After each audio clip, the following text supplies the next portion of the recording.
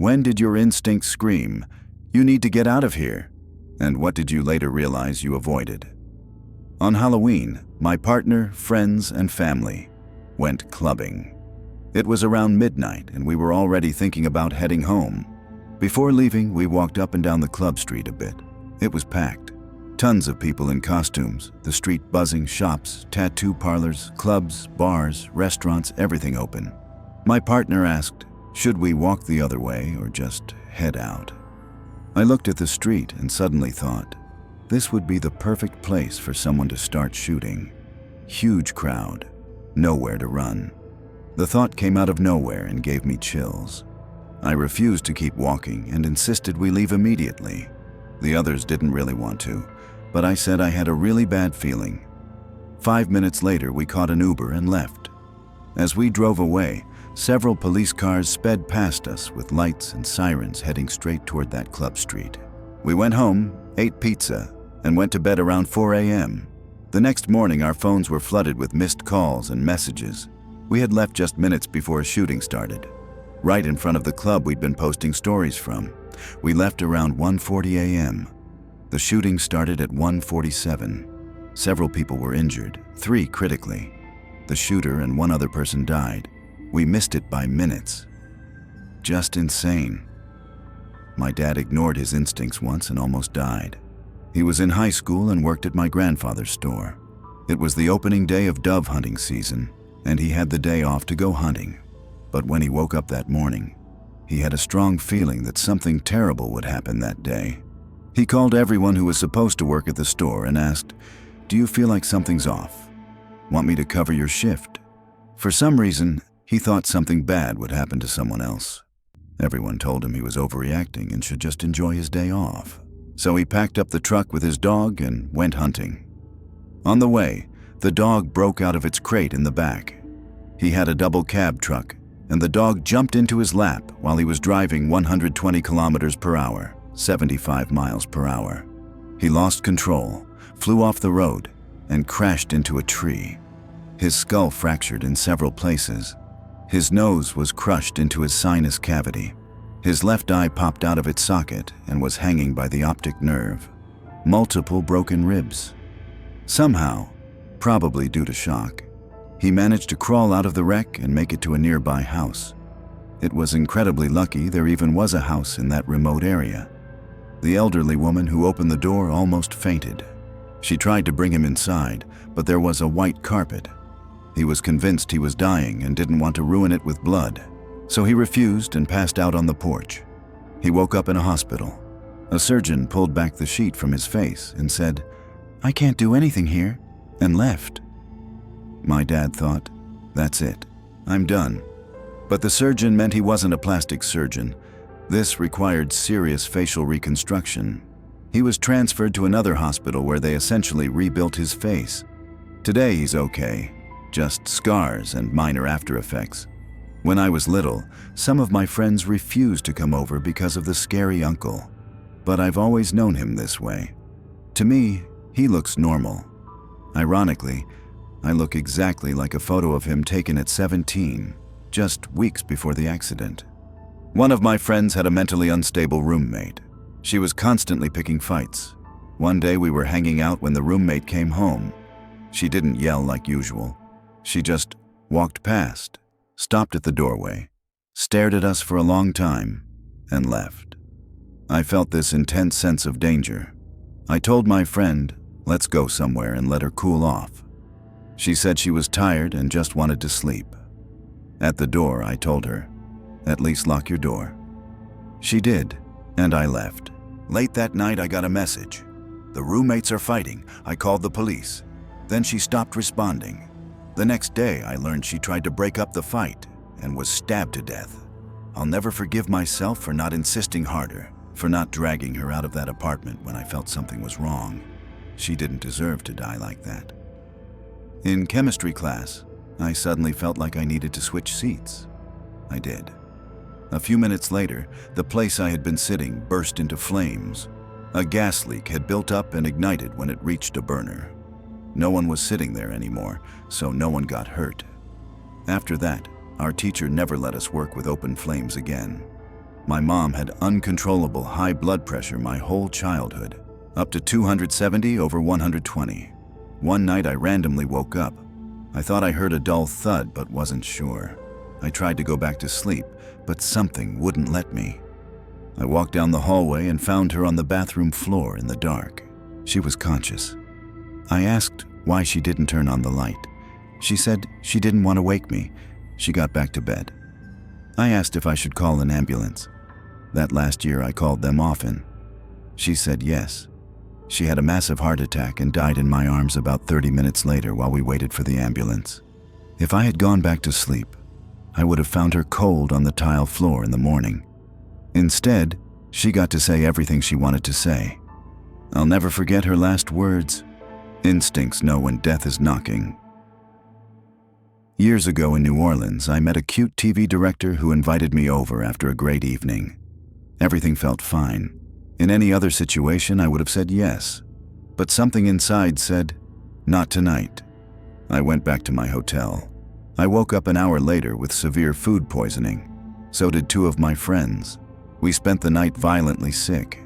If I had gone to his place, that poor guy would have been stuck playing nurse all night. My instinct didn't save me. It saved him. When I was depressed and working 3 jobs, I met a guy who claimed he was lost on mushrooms. I later went to his place to smoke. Red flags everywhere, empty house, wild stories about weapons dealing, killing people just to see what it's like. I left as fast as I could. Later, I found out the house was a supervised living facility for people with severe mental illness. After a gym session with my abusive ex, I decided to go home alone instead of sitting in his truck like usual. Minutes later, an elderly woman confused the pedals and smashed into his parked truck at full speed. The passenger side, where I would have been, was completely destroyed. I would have died. At a music festival, I suddenly felt I needed to get out of the crowd near the front. I had people lift me out. Later, a teenage girl was crushed in the crowd and died. One night before rideshare apps, I stayed briefly at a male friend's apartment. Something felt wrong. I left. He chased me in his car, trying to get me back. I ran, fell off a 3-meter retaining wall, broke my tailbone, shattered my phone, and walked 4 kilometers home in freezing weather. I later broke up with my boyfriend who refused to pick me up that night. In high school, my uncle insisted on taking me out to buy a bridesmaid dress for his wedding. Afterward, he started driving around erratically, smoking weed, ranting. I demanded he drop me at my grandparents' house. Later that night, he had a psychotic breakdown in a mall, waving a knife. He was hospitalized. When I was 20, a guy named George offered me a ride after my car broke down. Something about him terrified me from the start. I refused. Later, I learned George wasn't his real name. He was a convicted child molester who had moved to our area to avoid further charges and wasn't allowed on social media. Police showed up asking questions shortly after he tried to contact me. To this day, I think about what might have happened if I'd gotten into his car. Thank God for instincts that scream no. Working with a coworker this night because it was busy, I was in the office checking vest battery levels while my coworker was outside running the register. There were no games going on, so all the rooms were empty.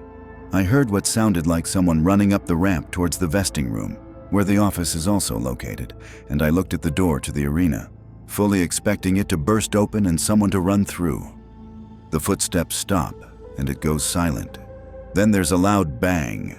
I jumped and screamed and ran to get my coworker. He opened the door and we found a shoe in the floor that definitely was not there before. Also, we never found the other one, so that still bothers me when I think about it. Another incident was one night. 2 of our regulars were at the facility for their bowling league. Their kids wanted to play laser tag. I don't remember their exact ages, but at the time I'd say the girl was about 5 or 6, and the boy was probably 7 or 8. Just the 2 of them, they asked if I'd play too. I agreed, and we went into the arena to play. Midway through the game, the girl pops the corner, and I notice her vest is turned off, which can't happen unless it's done by the computer in the office. Then the music stops, So, of course, I flip shit and think the lights are going next. I was so sure someone was in the office who wasn't supposed to be. I ran out, threw the office door open, and the computer had crashed. Never happened before. I call the kids in to reset the game, and the little girl says she's scared and doesn't want to play again. I told them okay, and that I would refund their parents.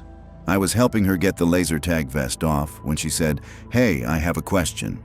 I asked what it was, and she said, "Who was the man in there playing with us?" There was no man in there. It was just me, 19F at the time, and the kids.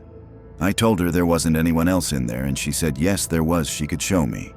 She grabs my hand, walks me to the door and opens it, points up on the ramp and says, "See, he's right there." I told her I didn't see anything, and she goes, "How can you not see him? His hair is glowing."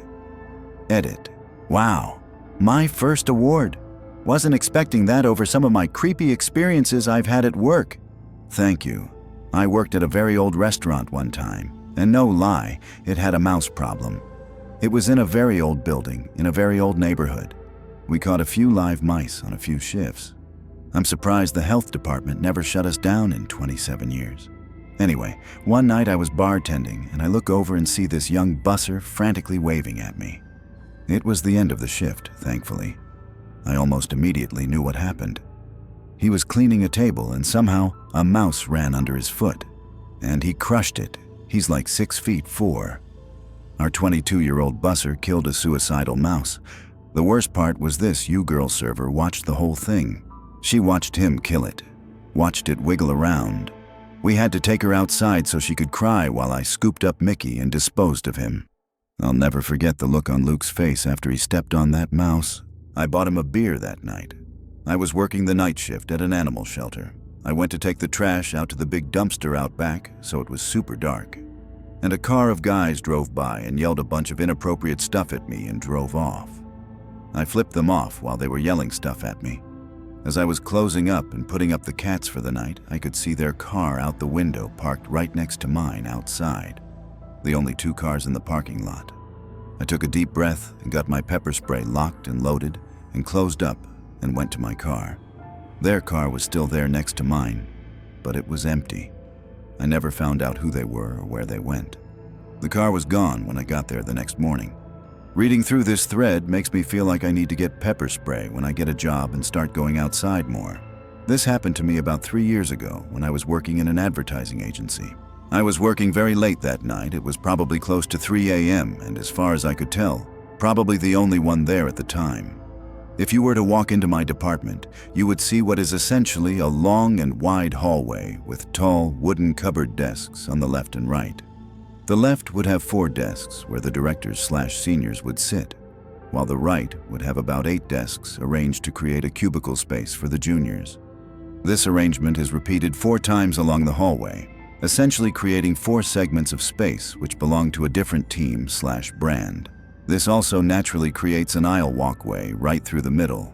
I have an aisle seat on the 3rd section, so when I sit down, I can't see directly in front of me because it's the tall cupboard desk thing. But leaning to the side, I can basically see the whole length of the hallway with a clear view of the desks in the 1st section. The 1st section belonged to a milk brand, so the top of their cupboards were stacked with many samples of milk cartons of different designs. So that night, as I was the only one there, only my section was lit with the ceiling fan on.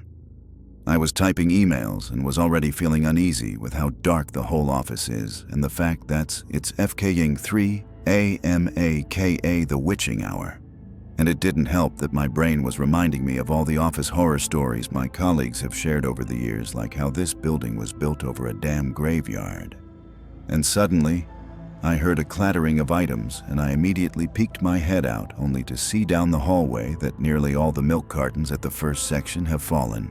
Looked up, ceiling fan was off. Mind you, there's no way the airflow from my section caused that, because the space between our sections is very big. So, if that wasn't a sign telling me to get the fuck out of the office now, then I don't know what was. Slammed my laptop shut, shoved it into my bag, and went straight home. I work in a hospital, so we get some real weird people coming through. Usually it's because of mental health problems and not really their fault, But it's still off-putting when you don't know how someone is going to act when you stick a needle in their arm. There was one guy who came in during a mental health crisis and had to be restrained by security twice before calming down. When I was finally able to go into his room to draw labs so we could start getting his medication under control, he was just wrong. I don't know what was going on in his head, but he obviously had no idea where he was, or that I was even in the room. He kept growling, and he had this wild look in his eyes that reminded me of a cornered animal more than a human. Thankfully, he didn't even notice me drawing labs, but boy did that one make me nervous. Used to clean a church alone late at night. There was a piano upstairs, which I thought was broken, which was why it was upstairs in the attic. One night I started hearing piano music from the attic. I immediately assumed someone was up there pranking me, so I went up and there was no one. When I turned around to walk away after realizing no one was there, I heard a loud bang behind this metal door, which I assume was an attic closet. Never worked the night shift again. Asked the one other person that worked night shifts. She confirmed weird shit happening was normal. I would never, I repeat, never have enough balls to walk up into that attic. I would have run out of there crying like a little baby and never gone back. Oh man, the urge to investigate is real. It's like I can either spend the rest of tonight in fear, waiting for something to pounce when I'm not ready, or forgetting about it and getting pounced unprepared, or I can face it now. Yup. My grandma taught us this mentality. You can either not investigate and tell ghost stories your whole life, or investigate and realize the ghost was actually just a coat rack. She has a hilarious story about having a dream about a demon baby. She then woke up around midnight and hears a baby crying in her garden, but it sounded off/not human. The cries go on for a bit, and she told herself she just had to investigate. Goes into the yard and shines the light on two cats doing the nasty. She says if she hadn't, she would have been haunted by demon babies her whole life, but now she is just haunted by the sight and sounds of cats getting it on.